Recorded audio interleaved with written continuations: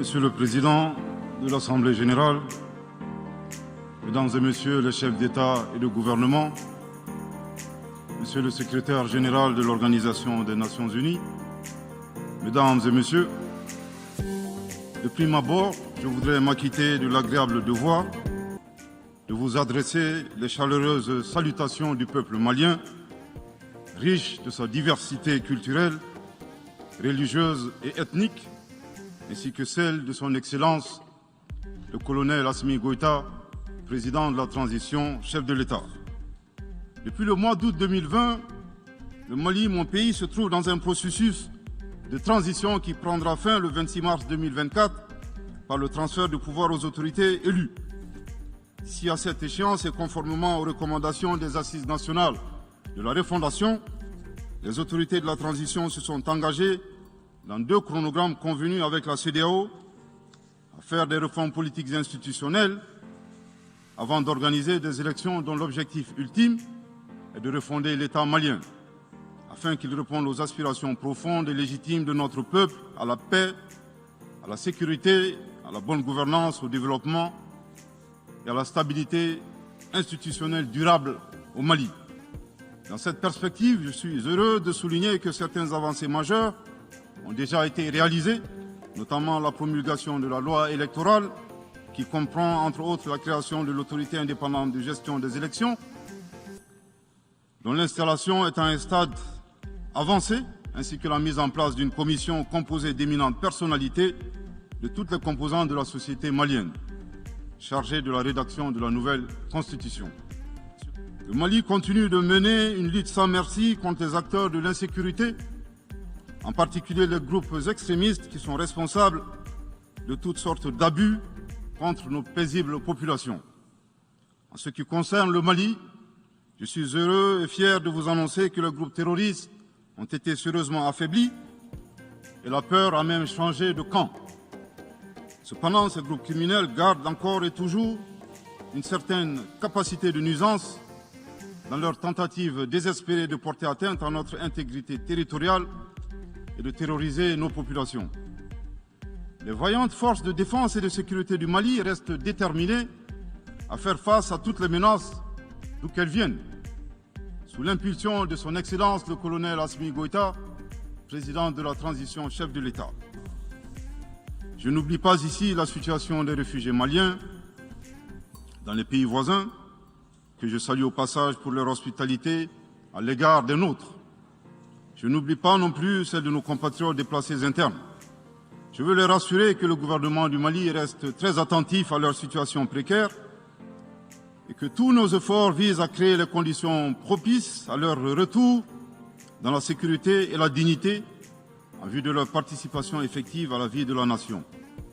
Monsieur le Président, dans sa difficile quête pour la paix, la stabilité et le développement durable, le peuple malien reste reconnaissant des efforts et des sacrifices consentis par la MINUSMA, de sa création en juillet 2013 à nos jours, visant à aider le Mali à restaurer son autorité sur l'ensemble de son territoire. Le gouvernement du Mali dénonce les influences extérieures négatives et les tentatives d'instrumentalisation de certaines entités légalement présentes au Mali pour servir des agendas cachés, y compris à travers l'exploitation de la question des droits de l'homme aux fins de déstabilisation. Le monde se souviendra qu'après avoir été abandonné en plein vol le 10 juin 2021 par la France, qui a unilatéralement décidé de retirer la force Barkhane du Mali, mon pays a été ensuite poignardé dans le dos par les autorités françaises. La précision est d'autant plus utile que nous refusons tout amalgame avec le peuple français que nous respectons. Les autorités françaises, profondément anti-françaises, pour avoir régné les valeurs morales universelles et trahi le lourd héritage humaniste des philosophes des Lumières, se sont transformées en une junte au service de l'obscurantisme.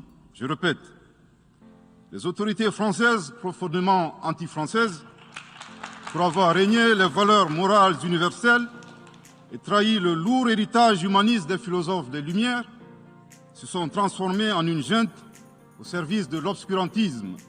Je répète pour une dernière fois.